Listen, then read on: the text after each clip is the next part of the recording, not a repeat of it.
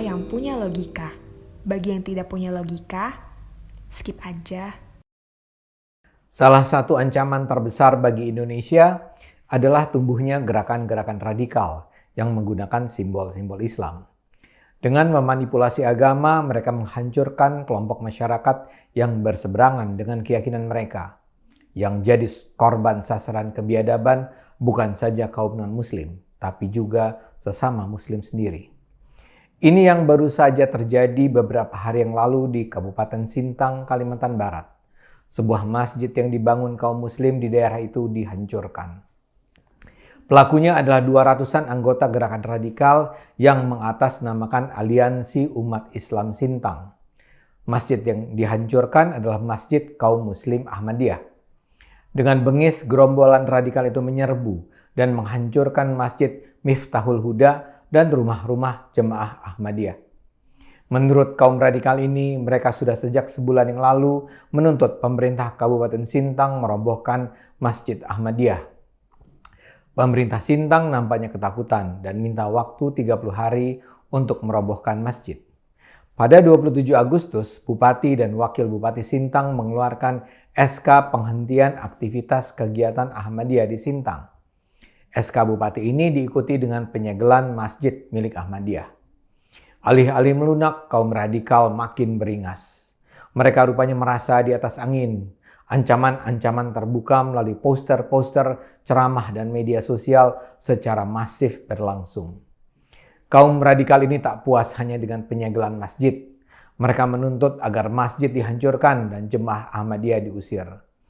Ketika tuntutan itu tak dipenuhi, kaum radikal yang memang tak paham konstitusi dan hukum ini meradang. Mereka merasa bisa mengambil alih hukum ke tangan mereka. Mungkin karena mereka merasa adalah wakil Tuhan, mereka pun beraksi sendiri. Untung tak ada korban jiwa jatuh. Kaum biadab ini menganggap kehadiran kaum Ahmadiyah yang sebenarnya hidup dalam kedamaian sebagai ancaman yang meresahkan masyarakat. Ahmadiyah sesat, kata mereka. Mereka menganggap jumlah warga Ahmadiyah yang sekarang sudah mencapai 70 orang di Sintang adalah ancaman terhadap umat Islam. Menteri Agama Gus Yakut sudah mengeluarkan keprihatinannya. Dia sudah meminta aparat keamanan kantor Kementerian Agama di Kalimantan Barat bersama Pemda setempat bertindak tegas melindungi jemaat Ahmadiyah. Dia memerintahkan agar peristiwa serupa tidak berulang. Apa yang terjadi di Sintang menunjukkan bahwa ancaman radikalisme keagamaan itu nyata. Kaum radikal tidak mentoleransi perbedaan. Dan bukan saja mereka tidak bisa menerima perbedaan, tapi mereka juga merasa berhak untuk menyerang dan membasmi kalangan yang berbeda.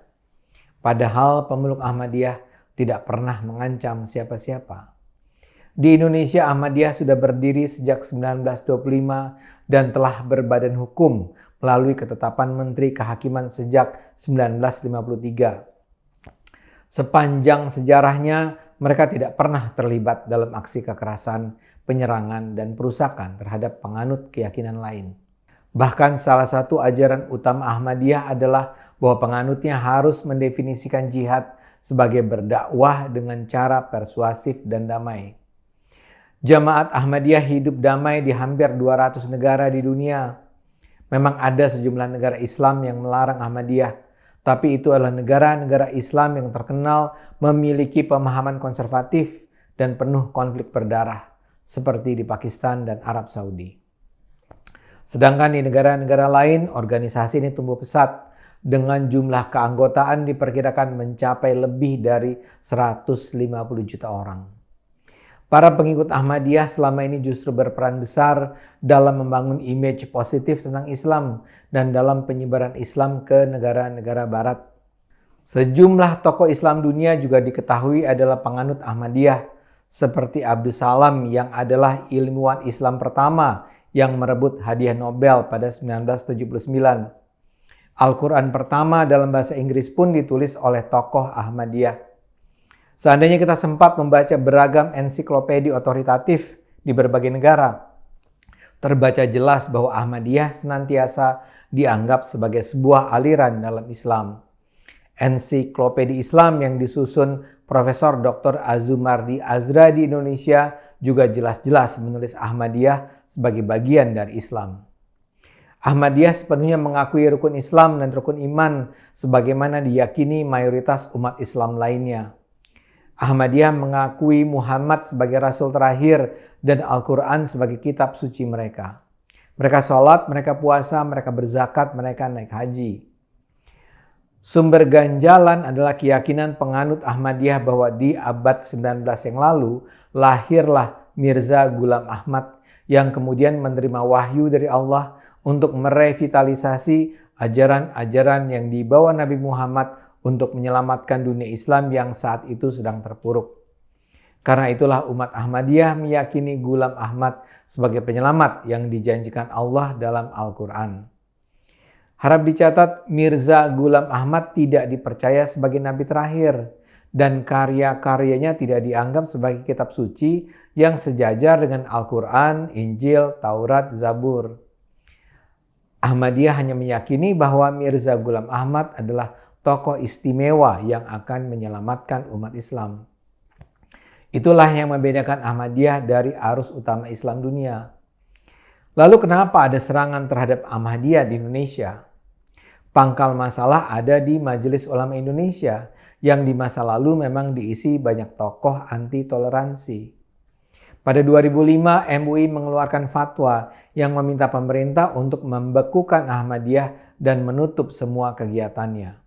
2 tahun kemudian, MUI kembali mengeluarkan fatwa yang lagi-lagi menyebut Ahmadiyah sebagai aliran sesat bersama sejumlah kelompok lainnya.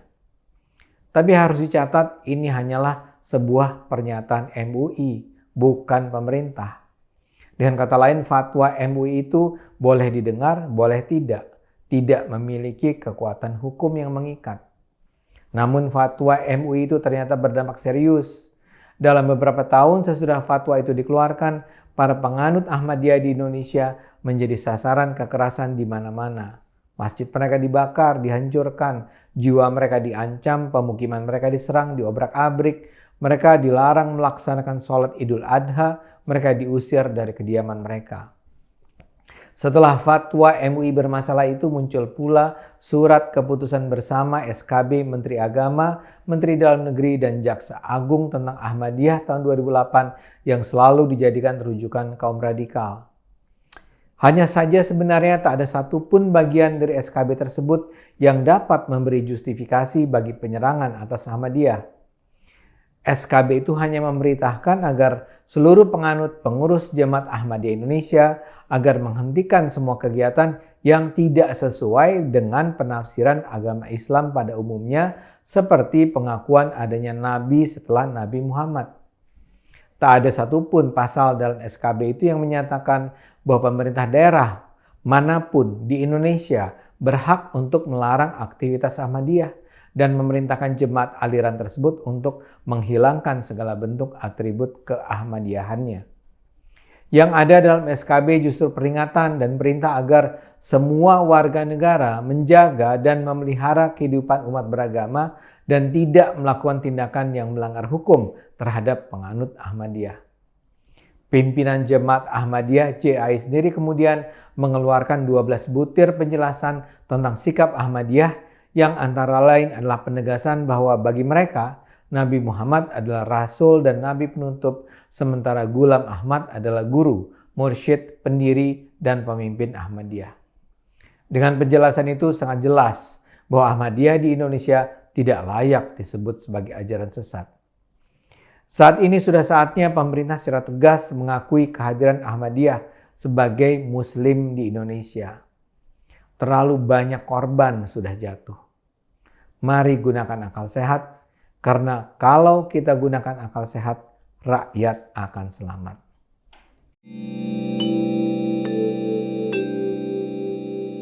Video ini hanya untuk mereka yang punya logika. Bagi yang tidak punya logika, skip aja.